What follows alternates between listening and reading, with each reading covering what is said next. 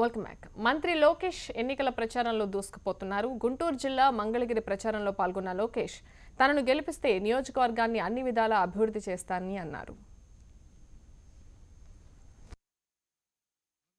విఖ్యాత నట సార్వభౌమ స్వర్గీయ శ్రీ నందమూరి తారక రామారావు గారు పదే పదే ఒక మాట చెప్పేవారు.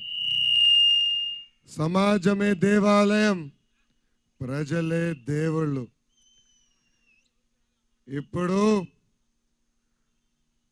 మంగళగిరి నా దేవాలయం, మంగళగిరి ప్రజలు నా దేవుళ్ళని ఈ సభాముఖంగా తెలుపుకుంటున్నాం.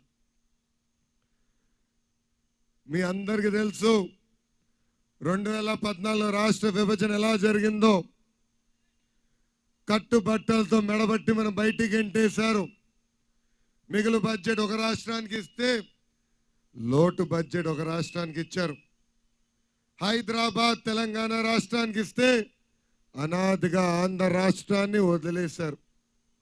కనీసం మన ముఖ్యమంత్రి గారు కూర్చునేదానికి కుర్చీ కూడా ఇవ్వని పరిస్థితి. ఎన్ని కష్టాలున్నా, ఎన్ని ఇబ్బందులున్నా 13 జిల్లాల్లో 5 కోట్ల ఆంధ్రుల్ని ఒప్పించి అమరావతి మనకి తీసుకొచ్చిన ఘనత మన ముఖ్యమంత్రి నారా చంద్రబాబు నాయుడు గారు. 2014 ముందల పెన్షన్ ఎంత? 200. ఇప్పుడు ఎంత ఇస్తున్నారు? 2000.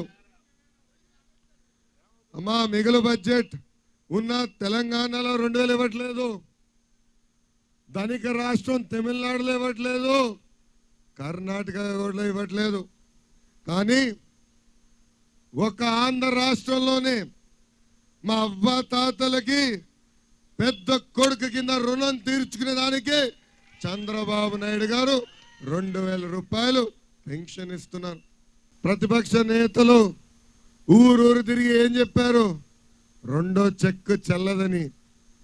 ఏమ్మా, చెక్ చెల్లిందా తల్లి? రెండో చెక్ చెల్లిందా? అందుకే మీరు ఆలోచించాలా.